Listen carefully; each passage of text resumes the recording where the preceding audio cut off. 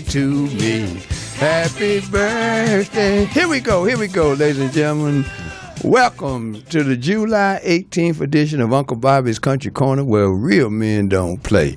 In addition to my birthday, 101 years ago today, Nelson Madiba Mandela launched his journey, and he touched lives all over the world. I'd also like to celebrate the birthday of my dear friend who was on this show a few months ago, Jerry Chambers. He also has today as a starting point in his life. So here we go, ladies and gentlemen. It's time to put in a little work. To my far left, my immediate left, actually, is a man that I've known less than 2 weeks, but it seemed like an eternity. I want you to say to this man, he's a part of the family. I'm saying to him, he's a part of the American family, my family, and a new best friend. Welcome, Wayne Fishback, to Uncle Bobby's Country Corner. Wayne, how you doing today? Well, thank you, and I'm feeling a part of the family. You sure are, man. I'm telling you, boy. This cat hopped on a plane late Sunday night and flew to Chicago, and in 24 hours we accomplished more than some people will in a lifetime, man. I mean, that was a whirlwind experience. And I had traveled to Des Moines, Iowa, as some of you know, to celebrate the life of my late Aunt Willie Stevenson Glanton. And after finishing that up, I went over to Chicago, and no sooner than I got my feet on the ground, it was obvious why I was there, and that is to affect positive social and economic change in the face of tremendous adversity. I was in what the brothers in the hood call the low end of the south side of Chicago. And then later in the day, it was necessary for me and Wayne to travel to that same neighborhood. And what was interesting, when he walked into the complex that we were in, they're doing some construction on the many Rippleton apartments, right? And so there's a couple of white people coming in and out that work at the facility, but this was later in the day. And they took a look at him and sniffed him out, and he showed no fear. He went upstairs with one of the key people in the underground of South Chicago, sat in his brother's living room and started snoring because he hadn't had no sleep in 2 days. And Brother Philip Lowry looked at him and said, "Man, he must trust us." and you got to remember, I come from Chicago. That's and I right. came from the days of Cabrini Green. Right, and I knew what kind of hood I was in, right, but I felt safe as could be. And then we finished the evening off at a gangster's restaurant. What was the name of that joint we went to for dinner? Gosh. Gene and Georgetti's. That's Man. a favorite mob hangout in Chicago. Oh, my God. Well, I was waiting on somebody to come in there and do a hit. Boy, it was dark, and it's a little quaint place, and we finished doing what we needed to do in terms of going over the last 24 hours. Like I said, it felt like a month, actually, but it was necessary because, as you will learn in the process of today's show, that is going down, not only in Chicago, but around the country, because it's not so much what color you are, it's what your mission is. And this man has the same mission that I have and the people that we're working with, including the great Jim Brown, and that is to affect social and economic change from coast to coast. So right about now, I want to share the platform with a lady who has become very close and dear to my heart because her husband and I formed a friendship about 15 years ago, and before anybody locally was calling me Uncle Bobby, her daughters, May and Ruby, had started calling me Uncle Bobby. So at this point, I want to welcome to Uncle Bobby's Country Corner Lady D. That's what I call her, but she goes by Dion Lee. Hey, sister, how you doing? Bobby, what's happening? Oh, you know how we get down, you know. Yeah. She changed her water and changed her life. Her and Keith decided a while back to join me in the Congan Water family, and then they needed to get the machine serviced, and she called me up talking about she was having the conniptions, you know, and I had to go out to the valley in their beautiful new home and service her and the machine. And she started making jokes with me about that, but she's family to me. So Dion, again, welcome to Uncle Bobby's Country Corner. And what I'd like for you to do, we got your beautiful portrait, because that's her real hair. Ain't no question about that. That's her hair, and she wears it like that. It's a beautiful representation of who she is inside and out. Just a beautiful sister, and again, she's the other half of one of the greatest actors living in the world today. He's also a great entertainer, and that's Brother Keith David, also known in some circles as Bishop Greenleaf. Oh my goodness, yeah. So he would say jalapeno. So tell us a little something about this show that you're going to be doing this weekend in the greater Los Angeles area. Well, I'm doing a show at a nightclub in Hollywood. I've been performing there for the past 4 or 5 years. And I started doing these shows because I was frustrated with lack of career or not having enough work, and also trying to find something I could do while being a mother, because I'm mostly a dedicated mom. And so I started writing shows, and my director challenged me to write shows that were positive, because I wanted to write about my family and my experiences in my family. They come from Mississippi. I'm the youngest of 12. So my dad... Whoa. This is a hell of a time to spring that on me, because you grew up in Milwaukee, right? Yeah, I come from Milwaukee, but they come from Mississippi. Oh, my goodness. Now, you just as country as I am. Yes. We got some common ground there. Yes. So go right ahead. I'm sorry for interrupting you. No. So my dad was born in 22, my mom born in 29. So I had a lot of stories to tell between their lives and my siblings and growing up in a big house. But, I don't know if you have seen shows when people talk about their families. They usually go a little negative. So I challenged myself to write stories and sing songs that were inspirational about growing up in a large family, with a black family that has challenges, of course. And I thought I was only going to do one, but now I'm on show number 4. And this show is a little more spiritual, a little more soulful, because my mom is older, and she is 88. So Wow. Your mother's 88? My mom's 88. Wow. And I wanted to share more stories that were a little more spiritual, So that's what's happening on Friday night. So what's the theme? I can't see it without my glasses. I'm looking at the striking portrait of you. But what's the theme of the show? Oh, The Way I Am Now. That's what it is. Dion Lee with Keith Harrison. That's your accompanist on the piano? Yeah, he's my MD, but I also have a bass player and a drummer. Oh, really? You done stepped it all the way up. Now, I did. Yes, I did. Let me tell you something now. The first time I saw her show in Hollywood, it was an interesting experience, because I'm such an animated lover of music. And I knew her as, like she said, a dedicated mother and wife, and I knew that she had dabbled a little bit in the film industry, but I knew nothing of her singing aspiration. And when she started getting into it and putting that Billie Holiday kind of swag in it and stuff, I started acting up so bad, I thought they were going to put me out. He did act up a little bit. Oh, boy. So what's the location that you'll be at? Well, the address is 7066 Santa Monica Boulevard, and it's the Gardenia. Oh, that's the spot. Okay. Yeah. Yeah. Okay. Santa Monica off of La Brea. It's a tiny little room. I love it. Yeah. It does have a personality of its own, So if you come in, you need to get. Are you doing just one show a night? One a night. Friday and Saturday, 9 p.m. 9 p.m. Friday and Saturday. And that address is 7066 Yes, Santa Monica Boulevard. It's called the Gardenia Room.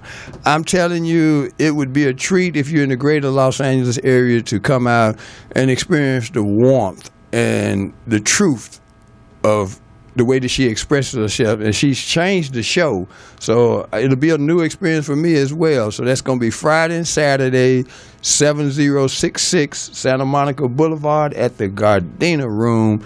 And I tell you, I'm excited about that for you. And I know eventually you guys are going to do some work together, I would hope, you and your husband. Maybe. Maybe. I don't like that. I don't like the sound of that. You want to cut out your own path. That's cool. I can dig it, Yeah. You almost got your husband put out of the Real Men Club, though. You know that, don't you? Yeah, I know. Yeah. I put him on probation. She sent him to Bed Bath and Beyond, and he left his phone at home, and she answered it. And that's a major violation of the Real Men Club. Oh, boy. You're going to have to come in studio sometime with me, too, Dion. I will. Yeah. So one more time, give them the time and location of your show Friday and Saturday, and then I'm going to let you get back to the rehearsals and all the other things that I know that you're doing because you're real meticulous about this. Yes. The Gardenia Room, 7066 Santa Monica Boulevard, right at La Brea, Friday and Saturday night, 9 p.m. Yeah. And is Ruby and May going to be in the house? We'll have Ruby on Friday, and I think we might have both on Saturday. Okay. And her daughters are really beginning to, follow in the footsteps of their parents. They've got them in a number of different activities that are music-related. So we haven't seen the last of the offsprings of Dion and Keith David, also known as Bishop Greenleaf. Lord have mercy. If you hadn't seen Greenleaf, I'm trying to tell you, if you don't get an Emmy for that this year, then they ought not have the show. And that's the truth. So, Dion, thanks so much for stopping by Uncle Bobby's Country Corner, and please, don't be a stranger. All right. Thank you, Bobby. I'll see you over the weekend. Okay, then. Cool. All right. Cool in the gang. All right. That's Dion Lee, ladies and gentlemen. Again, I met Keith David here in L.A. I'd seen him doing a play called Seven Guitars. It was a great work by August Wilson. And I'd already seen him in Dead Presidents and Something About Mary and Platoon. The brother's done over 300 shows. He's won 3 Emmy Awards for his voice acting. One was The War with Ken Burns. He did, also with Ken Burns, he did The Unforgettable Blackness, the story of Jack Johnson. And most recently, he narrated and won an Emmy for his narration of Jackie Robinson on PBS. Wow. So with that done, I want to pivot to this time I want to spend with my brother and someone who in a short period of time I've learned to respect and in some ways admire because he's doing some incredible things, and I'd like to kind of jump off the conversation with what your background is. Tell us a little bit about where you're from and how you became an accomplished architect. Well, it seems like it's kind of an accident. I never took a drafting course when I was a kid in high school or anything, and somehow it just struck me, architecture. I was always interested in art, and so I went to the University of Illinois. Just was at the right place at the right time. Became a partner in the second largest firm in Chicago. I think it was when I was 29 years old, and practiced there for, I guess, 15 years or something. Then I went to New York City, practiced there for about 6 or 7 years, and then I was in Los Angeles, practiced there, in Hong Kong, and so it's just been a whirlwind almost around the world, practicing architecture and city planning. So it's been a great experience. So how did you end up yesterday in the low end of Chicago? Well, I guess it started about a year ago when I was invited to help teach a course at L.A. Trade Tech College. Right. That's right. And Professor Marcella Oliva, she asked me to help on a summer course there, and there was a project that was also going along at the same time during that course called the Living Alley. And this was a place down on South Central. And I went down there and I became very curious about what this was all about. And I had been doing city planning, trying to recreate our inner cities and revitalize them. And so it's a very natural thing for me to get all excited about this. And so I went down there and I just saw that, hey, this looks like an opportunity to maybe do something with this site. So I went down there and we kind of created this, what I call a pocket park. I think it's maybe described by other people a little bit differently, but it's a 50 by 100 foot lot. And so we've recreated that thing from basically just a lot that was filled with junk to a place where we had a very exciting activity, a workshop this past Saturday. And so that just has led to all kinds of things, which took us to Chicago and meeting with Adrian Smith, an architect. And so it's just been a great experience so far. Now, explain your relationship with Adrian Smith and how some people would find that actually remarkable that two men that went to school over 40, maybe almost 50 years ago. In Chicago, right? That's right. And how your paths, contracted, expanded, and here we are sitting in his office yesterday on the 23rd floor of a spectacular building with an amazing view of downtown Chicago. Well, Adrian and I were classmates at the University of Illinois, and I guess in retrospect it wasn't a bad class, because Adrian has become the managing partner of the largest architectural firm in the United States, Skidmore, Owens & Merrill. And while he was there, he did a couple of key projects and the things that we're talking about doing. He did Trump Tower there in Chicago. Where we had breakfast yesterday. Where we had breakfast, yeah. That's right. Mm-hmm. And then he's also done the tallest building in the world, which is in Dubai. And as we learned there, which I didn't know anything about, was it's halfway up Kingdom Tower, which is going to be 1 kilometer high. Now, this is something. So this is going to be the second building that he's produced that's going to be the tallest building in the world that's going to eclipse the Dubai Tower. So this is saying something, I think. You're right. And so our career paths, as you said, we were classmates, but we've kind of gone our own separate directions. But we've connected over the years a couple of times. But I hadn't seen Adrian in probably, I think, it was almost 25 years. We had won an award in New York City. He was on the jury that named the award, so there he was. We were classmates, and he was on the jury, and I don't think there was any funny business there, mind you, but he was on the jury, and we won an award, and so there was an awards banquet, and that was the last time we saw each other, was in New York City. So when I called him, I think it was literally not more than maybe 3 or 4 days ago, I called him up, I think it was on last Friday, and he said, come on in, it sounds exciting what you guys are doing. And, of course, this all relates to American and some of the things that we've been planning and talking about. So we just had a great visit with him. You and I were both there with him. And so I think that he could be a tremendous support partner with us in the endeavors that we're looking at doing. How important is it for us to think big with respect to where America has kind of settled into what I think is a pocket of mediocrity, and how do we spin out of that and rejuvenate the nation and be able to deal with some of the social and economic problems we're faced with in this country today? Well, I think thinking big has become more and more difficult as things have become more and more complex over at least my lifetime. I remember when John F. Kennedy made that announcement that we're going to the moon back, I think it was in 1962. It might have been 63, 61, I can't remember precisely. But anyway, it was about 8 years between the time that he announced that and we're landing on the moon. We haven't seen anything like that since that time.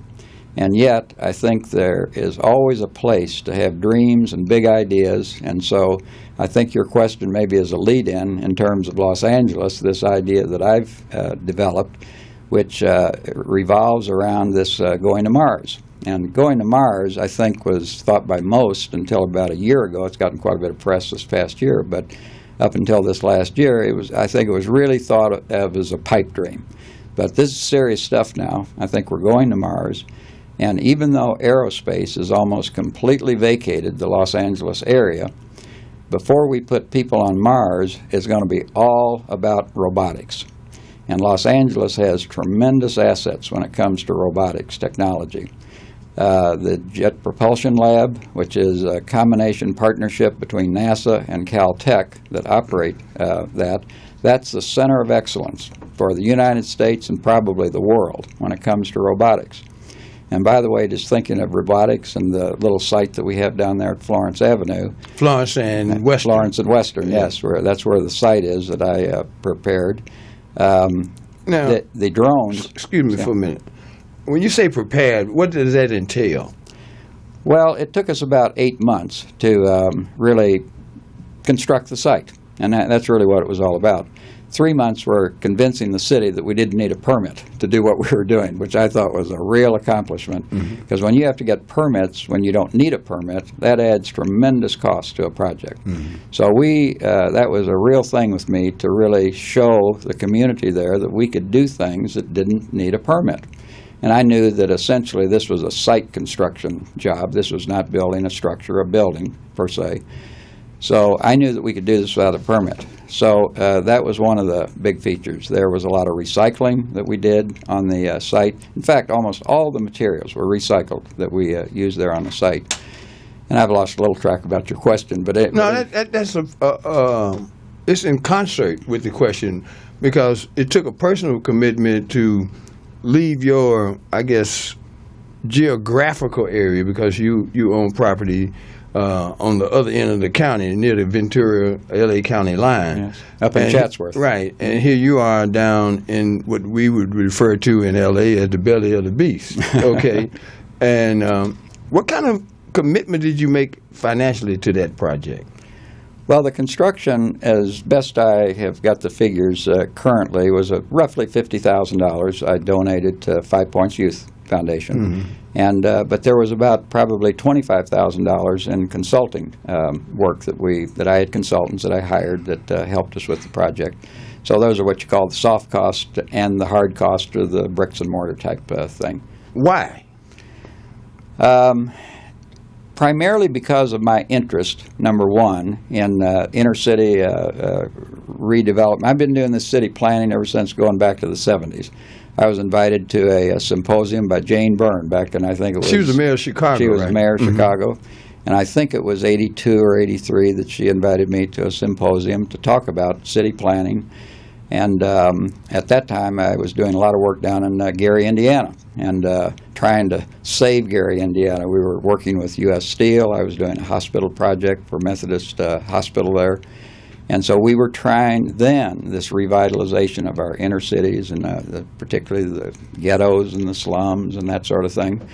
And so I've had this in my blood for like 40 years now. And so when I went down there and I was exposed to it through LA Trade Tech and what they were trying to do, I just said, I can't resist getting involved in this. Once I got involved, there were all kinds of things. And by the way, I'm a builder. I just love to do things. And this had been talked about at LA Trade Tech, this alley project in academia, so to speak, for probably 5 years. So this was not a new idea. So I said, we need to do this. So once I got started on it, I started to see connections between this site and out to the ranch that I own, which is 2 pieces of property. One's about 150 acres, the other's about 350 acres. And I said, because of metro and transportation, there's a way that we can get inner city youth not only working in the inner city, but they can be getting on metro and get out to my ranch and develop work and projects we're talking about. In fact, they've already done some trail development work out there on my ranch.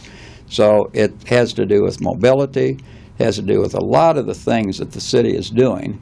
But circling back to the big idea, I think I want to just make sure we don't forget that there is this location that's right adjacent to one of my ranches called the Santa Susana Field Laboratory. Say that one more time. The Santa Susana Field Laboratory. Okay, and what is that exactly? And that was about a 3,000 acre site. 3,000? About 3,000 acres. And this is where they did the vast majority of the testing for rockets that started to be built right about, I think the site there was finished for rocket testing in 1950. And they started building it literally almost right after World War II was finished. So this is where first the offensive, defensive rockets were being tested and created. And then we got into the space race, and those rockets that took John Glenn and all of those people orbiting the Earth, we did that. And then the rockets, after Kennedy announced we're going to the moon, that got into a whole new set of rockets that had to power us all the way up to the moon. So this is a phenomenally historic site, those test stands, but it's my view that this site should be recreated in some fashion and to some degree for taking us to Mars. And it would be a whole different type of research that would be done there. It wouldn't be rocket testing. It wouldn't be appropriate because we got people, living within a mile or two of the rocket test facilities. But in terms of how we would live on Mars, basically the environmental issues that are raised there, I think this would be a phenomenal research site to recreate there. And I think having the history and the inspiration of those test stands would be a phenomenal combination between going to Mars. And that's kind of the big idea that I've got for Los Angeles. We've got the resources here to be the epicenter, just like we were for going to the moon. We can be the epicenter for going to Mars. Now, let me ask you something about the environment and the stress that we've placed upon it, and your practices as a designer and to a degree a builder.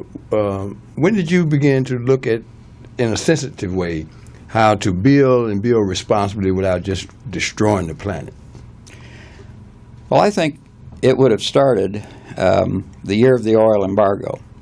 What was that, about 71? 73. 73? 73. Okay. And I had just moved into a large practice downtown Chicago. I think it was 69 or 70. Had about 4 years there under my belt, and I was kind of moving up the ladder, and I was able to kind of start calling some shots on what we were, what we weren't doing. And so when that oil embargo hit, we had a number of jobs where the contractors went bankrupt because overnight prices went up tenfold for things like asphalt, anything that had oil in it, and also the energy that was used to basically that you use building buildings. All of these costs just skyrocketed. So we immediately started to say, well, we've got to start conserving energy. All of a sudden, energy is 10 times the cost of what it was previously. So we were doing energy conservation. We started to get into recycling. A lot of things that we now call just routinely green building practices. In fact, here in California, we have Cal Green, which is the 11th book of the California Building Code, and we didn't have that until about 6 or 7 years ago. But that actually mandates the green building practices that have to be done. There's a lot of things in there that are voluntary. But I was doing, I think it's fair to say, was one of the early pioneers. I've got magazine articles and different things that talked about some of the things that we were doing there in those early years. So we were doing these things before we ever had any idea. They were green building practices and LEED and different things like that we have today, that sustainability, all of those things that are just everybody takes for granted. Well, of course we have to do these things. But we were starting to do those things like 40 years ago, I guess the numbers are. No. You're 70 what? 72. Boy, I hate to think about that. You officially retired several years ago, right? Almost 25 years ago, I retired from what I call active practice. But like my dad, who was a college professor, he said, I never worked so hard until after the days I retired. So what's driving you at 72 years to spend the hours and the resources that you have poured into the vision that you presently, wake up to every day? Well, number one, I have a kind of a medical thing that basically doesn't allow me to sit still. So I have to always be involved in a project.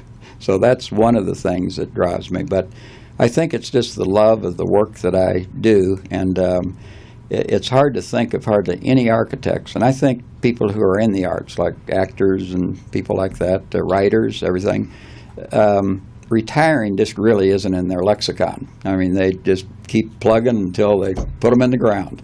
Right. Well, we're going to take a short pause for the cause and be right back.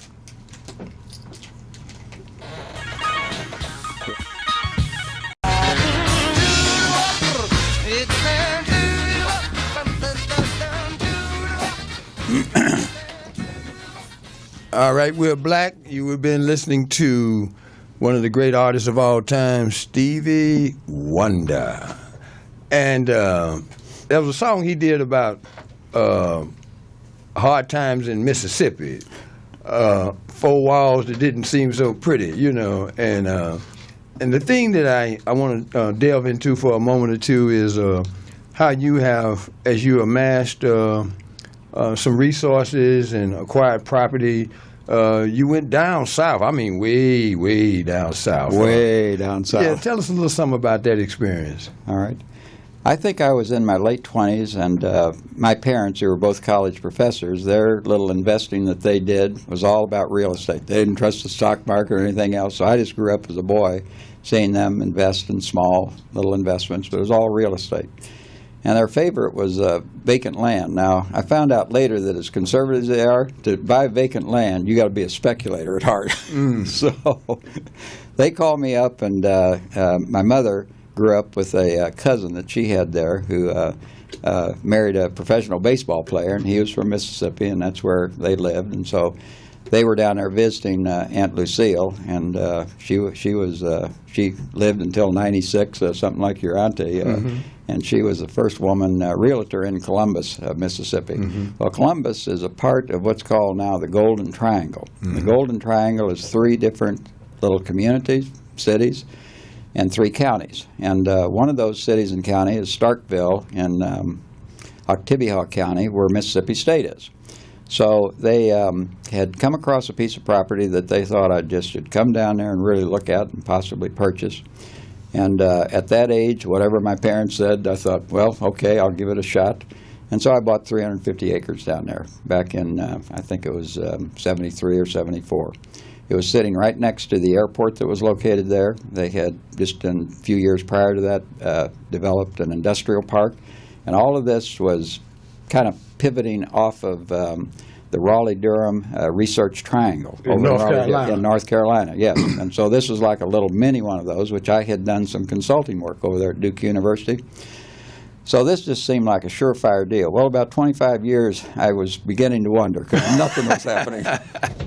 And then comes along Joe Max Higgins. Now, Joe Max Higgins was on 60 Minutes about 3 or 4 months ago, I think it was. And it was called the Miracle of Mississippi, or it might have been the Miracle of the United States. Before you go there, what was his profession, and then you can kind of pick up on that. Joe Max Higgins? Yeah, he was an economic development guy. Okay. I mean, he is he had been hired by the people in the area. He had been hired by Lowndes County, and Lowndes County and Columbus, Mississippi were the business, if you will, community. Starkville was Mississippi State, all about Mississippi State, but Lowndes County and so he was hired by them. And so the minute I heard he came to town, I was right down there on him. So we had meetings, and from the very beginning, what I started to talk to Joe about was how they needed to cooperate, all 3 of these counties. And so I came up with... well, hold on. Why was it so important that these individual counties, in your estimation, needed to cooperate? Did it have anything to do with the fact that it's one of the poorest regions in the United States? Well, I think so, but actually a lot of it came from what the original plan there was. The president of Mississippi State, he saw the great advantage in all 3 of those counties, all 3 of those communities working together. That's why they called it the Golden Triangle. And that's why they built the new airport and this industrial park right in the middle of it's literally right in the middle of the 3 cities there. And so in a way, I was just basically reinforcing what had already been put out there before. But the 3 counties, the 3 communities did nothing but fight with each other and try to steal from each other almost, and just fighting over anybody to come to town to create a new business and a job and that sort of thing. So it's as far away from cooperation as you could get. And it was reinforced by companies like Walmart.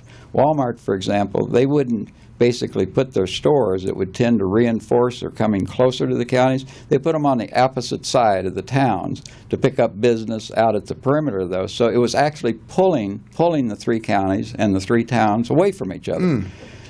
So I'll let you ask another question. No, that's a part of the question, because you have just set the foundation for why the collaboration between you and Joe was critical to what happened after that. So kind of get us into what happened once you and he started collaborating. So Joe and I'm not sure it'd be called collaboration in the beginning, because he was fighting me tooth and nail. He was hired by Lowndes County. He'd keep telling me Columbus. I wasn't hired by these 2 other counties, but I developed this. It was really a regional plan for the area, and it was called One Region, One Vision. And it's kind of interesting. I've never seen that before, but I've seen it quite a few times since then. So I'm not sure whether I was a creator or somebody else. But in any event, it seemed to be a catchy kind of phrase and title to the plan that I developed. And it didn't really go anywhere for 4 or 5 years. I mean, I'd keep pounding the table, this is what you all need. And it was quite a detailed plan in terms of economic development, zoning issues, how it would be connected by the freeways that went between the towns, and literally exactly where growth should occur, that sort of thing. Long story short, they finally adopted it, and Joe, certainly gave me some credit for pushing him in that direction, because he was the driving force, really, in this thing. So that was shown on 60 Minutes, and you can take a look at the archives, and it's quite a story about Joe Max Higgins. It brought in $6 billion, I believe, in capital investment in that area. There's 6 or 7 aerospace companies that are there.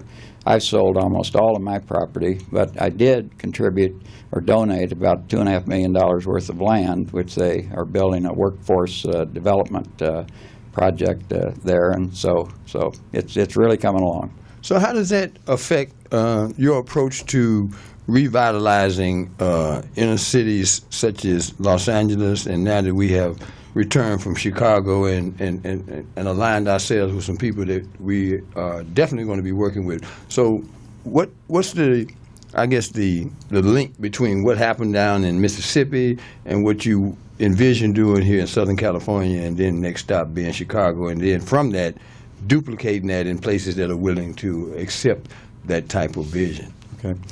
Well, I think the lesson there is cooperation.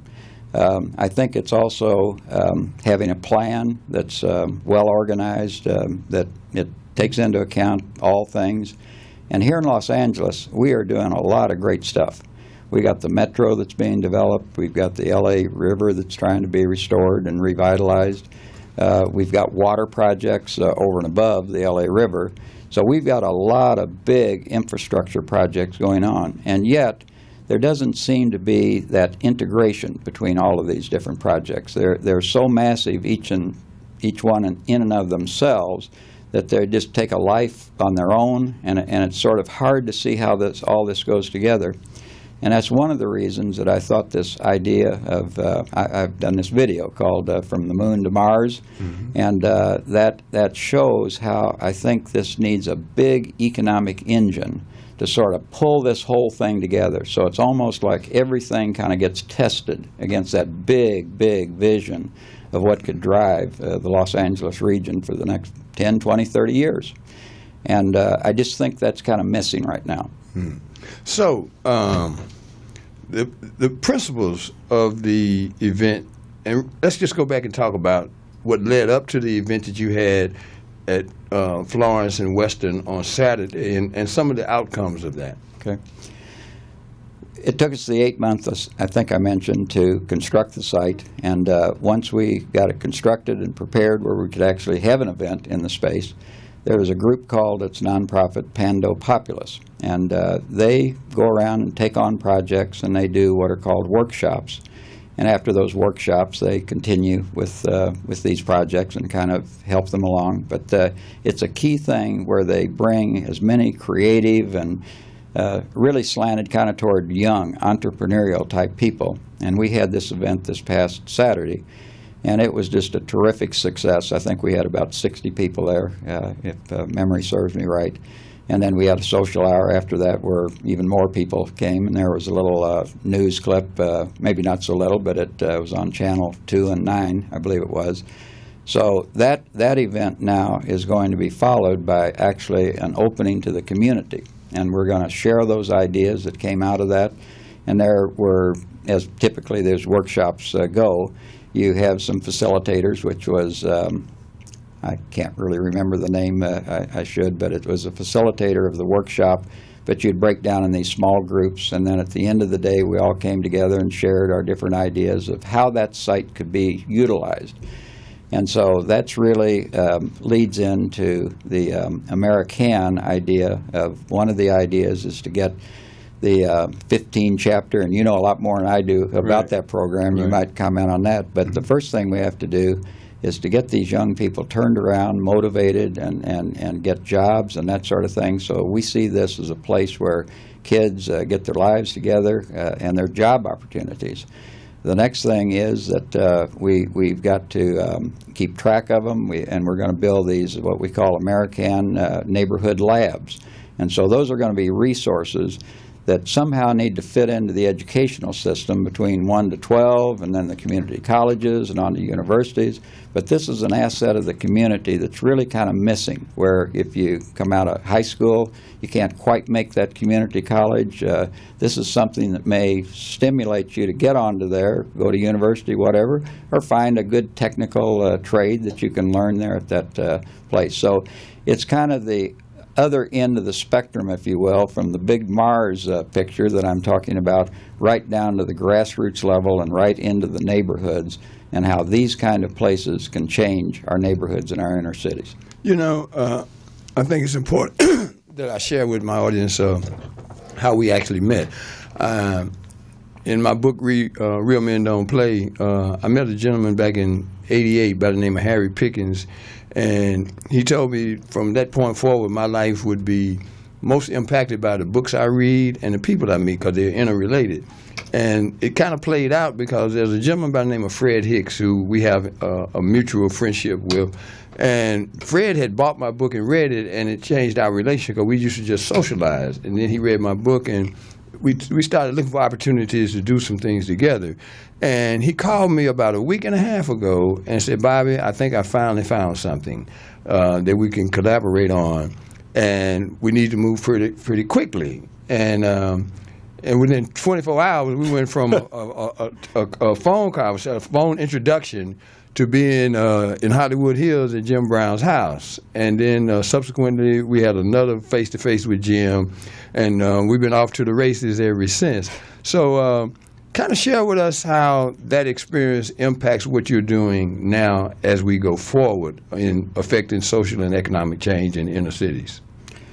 Well, first of all, the thing that really strikes me is that I had been actually trying to meet Jim Brown because I had learned of his invitation by President Trump now to come in and see how he might have some ideas for rebuilding our cities and educating our youth and all those issues that we've been talking about. And so I made it my business to say, I want to meet Jim Brown. Well, it took me 6 months. And when I would go to meet Jim Brown, I would want at least a month to really prepare, okay?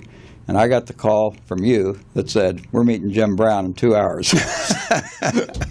So this was a real shocker. But in any event, as you know, we went and we visited with Jim, and it was a terrific first session. And I think what strikes me is when we came back the second time, it was totally different, which I actually thought was very positive. The first time, I think I was kind of on an hour-long monologue, if I remember. And Jim said, "Well, that sounds good to me, so let's go." Right. Then I come back 2 days later, and boy, he's grilling me, isn't he? But I walked away and I said, that's good because he's engaged. Yeah. So anyway, I guess we're going to maybe meet him here again shortly. Yeah, within the next 48 hours, yeah. Mm-hmm. And hopefully we'll have some good stuff to report. We got to. That's right, we got to. But what was so interesting is that in a very short period of time, I felt very comfortable in your presence and accepting the fact that although we are ethnically different, we have common ground in terms of the fact that as we begin to have conversations, I share with you a little of my background and the fact that I had a degree in urban planning, and that you had actually spent a lot of time in Middle Tennessee because you did some work over at Vanderbilt University for how many years? I think the project went on for almost 10 years, and that was my first kind of what I call a mega project. It was rebuilding the medical school for Vanderbilt University. That started, I think, in '73 or something like that, and ran clear up to around 80. Maybe it's a little short of 10 years, but 7 or 8 years. And a lot of people call Vanderbilt the Harvard of the South. That's exactly what it is. Yeah. And so it's a fantastic medical school, and we literally built the hospital portion, we built the research, and the education. That's the 3 components of an academic health science center, they call them. So you have the research, the education, and the patient care and teaching there. And so the next thing I know we found ourselves looking for other ways to connect to existing pieces of the puzzle. And one of those elements was my relationship with the construction industry on the physical side, the construction side.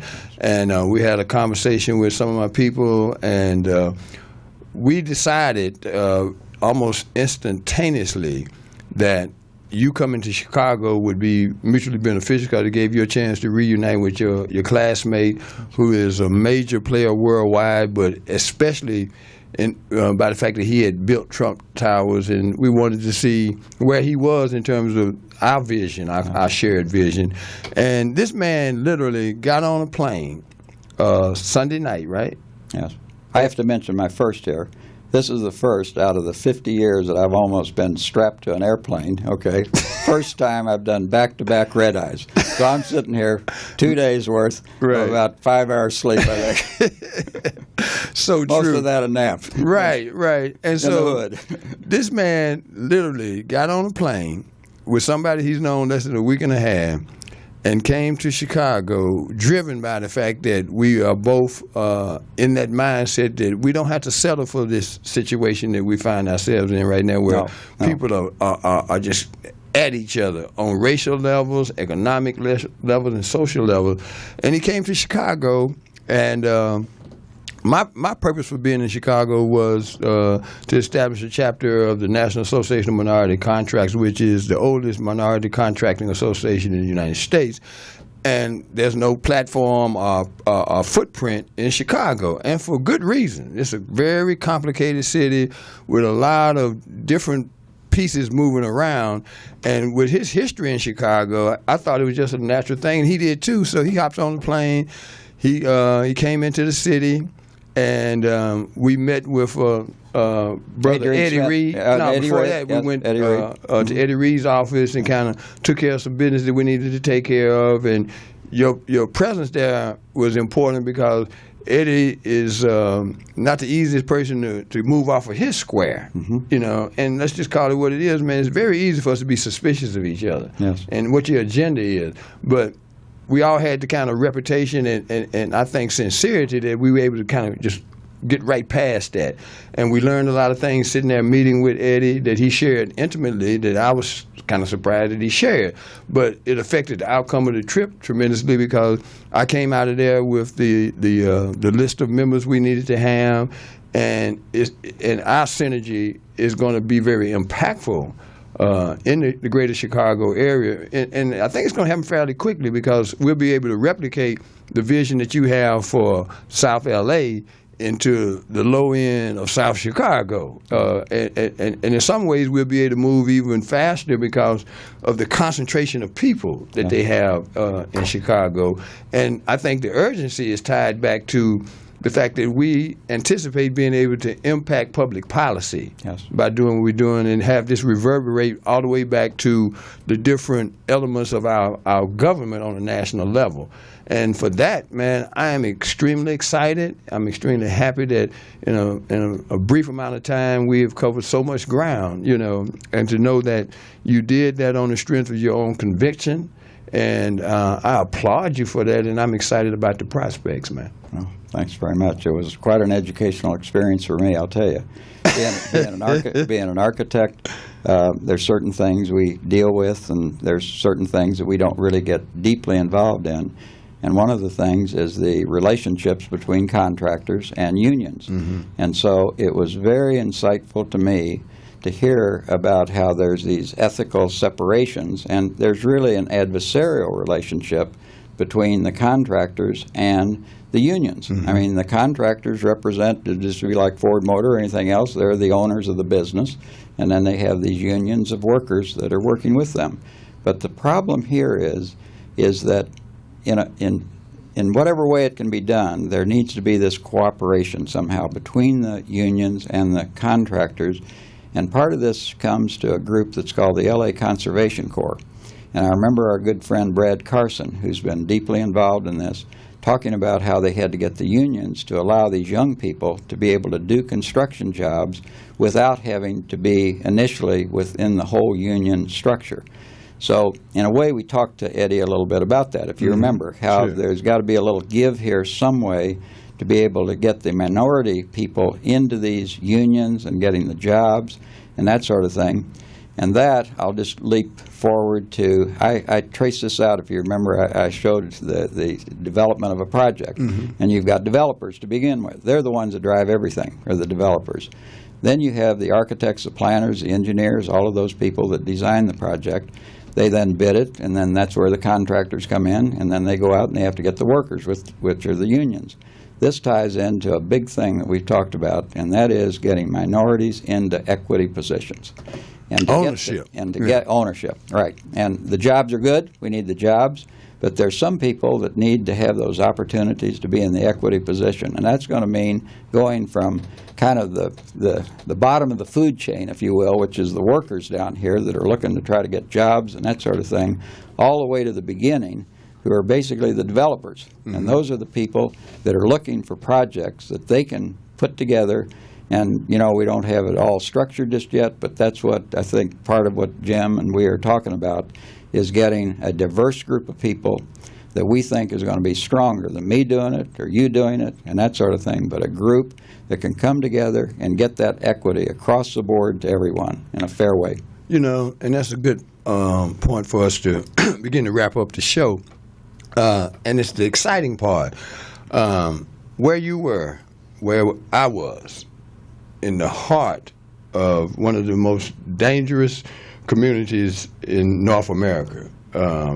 A gentleman, as I mentioned at the beginning of the show, who is very close to the people that I deal with in Chicago, was murdered Saturday night. And between Friday night and Sunday night, in that same grid, 10 people lost their lives and 37 people got shot. One was a 10-year-old kid. And that level of violence and hopelessness and craziness has put a shadow, you know, over a city that once you cross out of that community, and when we went downtown and you see all of this prosperity, right? Yes. And we want to really close that gap. That's what our aim is, and do it in a way that's sustainable, is exciting, and necessary. And that's what we're going to do, is stay on that square. And again, I applaud you for being willing to come into that community as you did, South Central LA, and what we want to do is replicate that behavior across the country. And in closing the show out tonight, before I went to Chicago, I was in Des Moines, Iowa on Thursday, Friday, and Saturday to celebrate the homegoing of Willie Stevenson Glanton, who has impacted my life in so many ways in the 95 years that she lived, and now I done turned 63. We get to a point where, you know, you have to change roles. I'm now elder, whether I want to be one or not. The picture on the screen right now was taken in Des Moines in 2007. And at her funeral, the mayor of Des Moines shared a story about how when President Obama decided the former president decided he was going to run for president, the first step was the Iowa caucus. And his operatives reached out to some people in Iowa and said, who do you need to go see if you want to be successful at, you know, putting an imprint in Iowa? And they said, you need to call Willie. The mayor told them that. He said, you need to call Willie Stevenson Glanton. And so they sent Michelle Obama to my aunt's home. And 3 visits later, my auntie reversed the support that she had committed to Hillary Clinton to one Barack Hussein Obama, and he won the Iowa caucus as a result of that, and the rest of it is history.